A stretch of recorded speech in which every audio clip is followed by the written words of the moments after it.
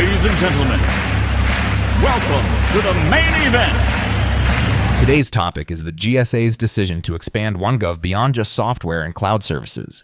That's a pretty big move, right? Absolutely. It signals a shift in how federal agencies approach IT modernization. OneGov was originally about streamlining access to software and cloud, but now it's expanding to cover more procurement areas. Right, and GSA is known for making government buying easier. Adding more categories under OneGov means agencies might get a more unified experience, not just for tech, but potentially for other services and products too. Do you think that could speed up federal procurement? Sometimes agencies get bogged down in bureaucracy. A more centralized system might cut through some of that. It could. When you centralize and standardize, you reduce repeated paperwork and confusion.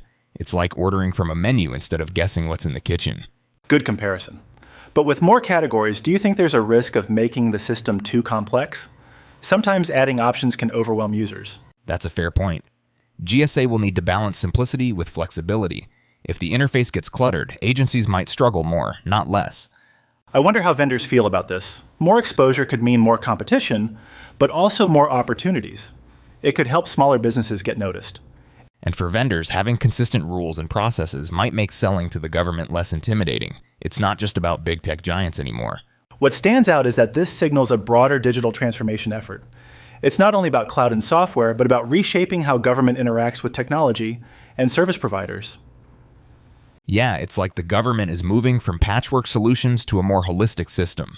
That could lead to better interoperability and data sharing between agencies. Do you think this will affect cybersecurity? Integrating more services under OneGov could create new risks, but also opportunities to strengthen defenses. Absolutely. If managed well, OneGov could standardize security protocols across agencies. But if not, a vulnerability in one service could impact the whole network. It's a double-edged sword. The more connected you get, the more you need robust oversight. Maybe GSA will set higher security standards as part of the expansion. I hope so. Also, this expansion could make government operations more transparent. If procurement data is centralized, it's easier to track spending and hold agencies accountable. That's true. Transparency often leads to better outcomes. Agencies can learn from each other, spot inefficiencies, and even collaborate more effectively. Imagine if agencies could share best practices through OneGov. It could become more than just a procurement tool, maybe even a hub for innovation. That would be interesting.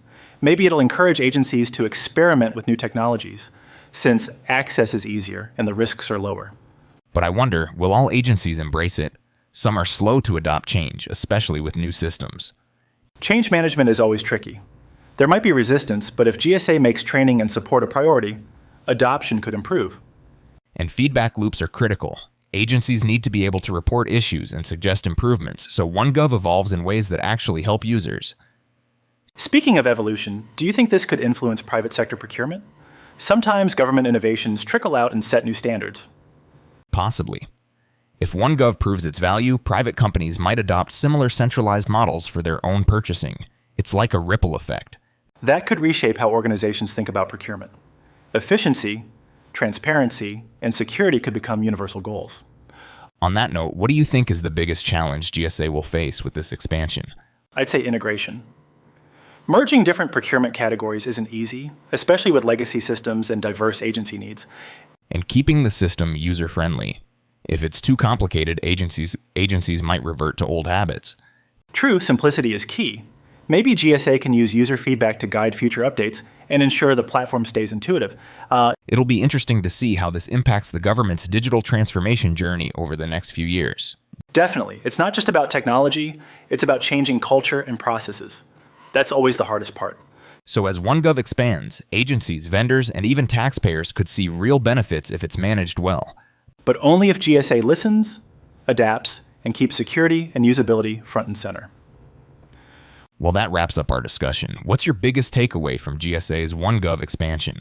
For me, it's the promise of greater efficiency and transparency, but also the need for careful implementation.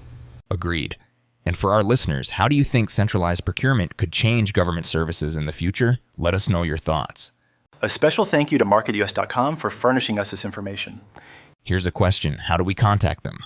Good question. You can reach them at MarketUS.com or call them at 954-636-3232. Before we go, this deep dive was created by the MarketUS.com team. Let us know your thoughts in the comments below. Good point. It's right below the subscribe link. Thanks for watching. I'm Nancy, your AI avatar. If you like this podcast, you can get one for yourself based on a website, YouTube video, or any source. Contact me to get a customized quote for your content. See you soon.